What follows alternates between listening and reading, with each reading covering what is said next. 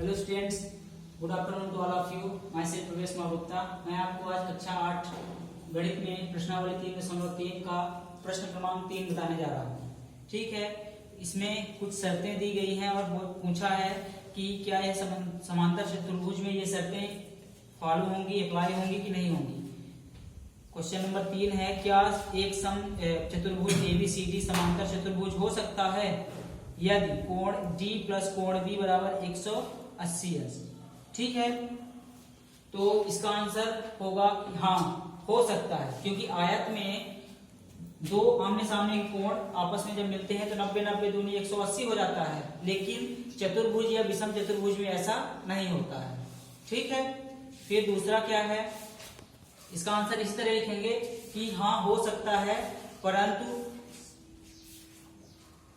आयत और समांतर चतुर्भुज में एक कोण जैसे कोण A प्लस कोण B आपस में प्लस करते हैं तो क्या आ जाता है 90 प्लस 90 180 हो जाता है। ठीक है, लेकिन ये आयत का फॉर्मूला है, लेकिन ये समांतर चतुर्भुज और विषम चतुर्भुज में ऐसा नहीं होता। फिर दूसरा क्या पूछा है कि AB बराबर DC बराबर 8 सेंटीमीटर, फिर AD बराबर 4 सेंटीमीटर और BC बराबर 4.4 सेंटीमीटर। ठीक है, तो ये क्या बोलता है, इसमें क्या ये जो माप दिए गए हैं तो क्या ये समांतर चतुर्भुज हो सकता है।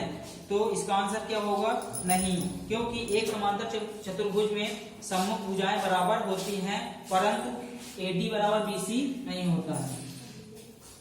AD बराबर BC नहीं होता है। एक समांतर चतुर्भुज में क्या होता है, आमने सामने की भुजाएं बराबर होती है, लेकिन AD बराबर BC नहीं हो सकता है। ठीक है, फिर तीसरा नंबर देखिए, तीसरा क्या बोल रहा है, कोण A बराबर 70 डिग्री और कोण C बराबर 65 डिग्री। तो क्या यह एक समांतर चतुर्भुज हो सकता है। इसका आंसर लिखेंगे नहीं, क्योंकि एक समांतर चतुर्भुज में सम्मुख कोण बराबर होते हैं, परंतु कोण A बराबर कोण C नहीं होता है। कोण A बराबर कोण C नहीं होता है। ठीक है, ये रीजन भी लिखते जाएंगे। ठीक है, अब देखते हैं क्वेश्चन नंबर 4। अब देखते हैं क्वेश्चन नंबर 4। क्वेश्चन नंबर 4 बोला है कि एक चतुर्भुज की कच्ची आकृति खींचिए जो समांतर चतुर्भुज ना हो, परंतु जिसके दो सम्मुख कोण आपस में बराबर होते हैं। तो ऐसा हमें एक चतुर्भुज बताना है, ठीक है, जो समांतर चतुर्भुज न होते हुए भी उसके दो सम्मुख कोण आपस में बराबर हो। तो ऐसा चतुर्भुज क्या होता है, पतंग। पतंग की आकृति देखे होंगे आप, कैसे होता है, पतंग की आकृति ऐसे होती है। ठीक है, ठीक है, इसमें क्या होता है, ये ABCDE।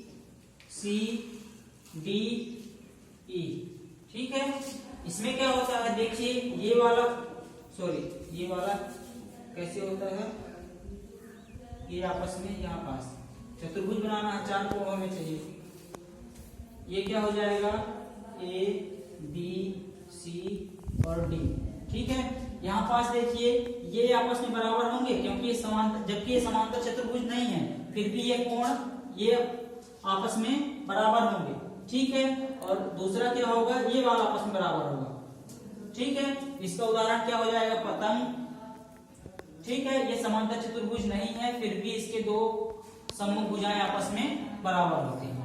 ठीक है, अब देखते हैं क्वेश्चन नंबर 5। ठीक है, इसका आंसर इसी तरह लिखेंगे।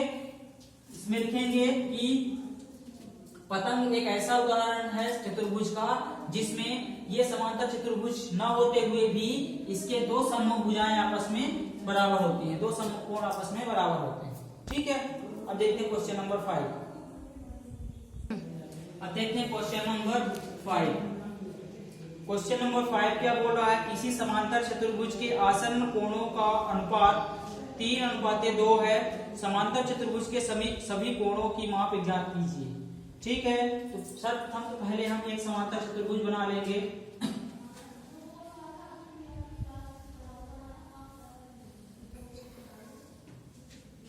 सपोज दैट ये एक समांतर चतुर्भुज है, ABC और ये D।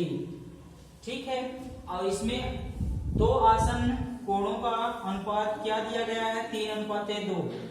ठीक है, तो यहां लिखेंगे माना अनुपात x है। ठीक है, तो दो आसन्न कोण कौन कौन से मान लेते हैं, एक कोण ये और एक कोण ये मान लेंगे। ठीक है, इसका क्या दिया गया है 3 और इसका क्या दिया गया है 2। ठीक है, तो कोण A बराबर कितना हो जाएगा, अनुपात क्या माने हैं x, तो कोण A का क्या हो जाएगा 3x और कोण B बराबर क्या हो जाएगा 2x, क्योंकि अनुपात हम क्या मान लिए हैं x मान लिए हैं।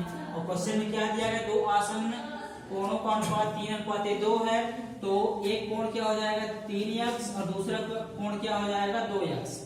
ठीक है, अब देखते हैं, यहां लिखेंगे समांतर चतुर्भुज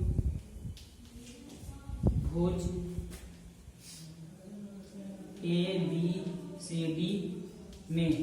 ठीक है, अब समांतर चतुर्भुज में क्या होते हैं कि सम्मुख कोण आपस में बराबर होते हैं, तो जो कोण A है इसके सम्मुख कोण क्या है कोण C है, तो ये भी क्या हो जाएगा 3 हो जाएगा। कोण B का सम्मुख कोण क्या है कोण D, तो ये भी क्या हो जाएगा 2 हो जाएगा। ठीक है, तो कोण A प्लस कोण C बराबर क्या हो जाएगा 180। क्यों, यहां रीजन में लिख देंगे कि दो आसन्न कोणों का योग क्या होता है 180 अंश होता है। ठीक है, फिर क्या होगा कोण B प्लस कोण D इक्वल टू क्या हो जाएगा 180। ठीक है, ये कोण B और कोण D आपस में सम्मुख है, इन दोनों का योग क्या हो जाएगा 180 अंश। ठीक है, इसमें भी रीजन में लिखेंगे कि दो आसन्न कोणों का योग क्या होता है 180 अंश होता है। ठीक है, अब करते हैं कोण A प्लस कोण B बराबर 180 अंश। यहां से देखिए कोण A बराबर कितना है 3x। ठीक है, और कोण B बराबर कितना है 2x, ये 2x हो गया बराबर 180 अंश, तो 180 अंश। ठीक है, 3 और 2 कितना हो जाएगा 5x बराबर 180 अंश, तो 180 अंश। ठीक है, यहां से देखिए x की वैल्यू हम निकालेंगे, तो x के गुणे में 5 है, जब ये बराबर किस पास जाएगा तो भाग में चला जाएगा, x बराबर क्या हो जाएगा 180/5। ठीक है, इसको यहां से भाग देंगे, 5 एकम 5, 5 क्या आई 15, 5 का 30, x बराबर क्या आ गया 36। यहां से कोण A बराबर निकाल लेंगे, तो क्या हो जाएगा 3x है, तो 3 इंटू और x की वैल्यू हमें क्या प्राप्त हुई है 36, तो यहां लिख देंगे 36, यहां मल्टीप्लाई कर देंगे 3 6 जा 18, 18 की 8 कैरी आया 1 और 3 3 जा 9 और 1 10 हो गया। इसी तरह कोण B निकाल लेंगे, कोण B बराबर क्या है 2x, तो 2 इंटू x की वैल्यू क्या है 36, अब 36 2 जा क्या आ जाएगा 72।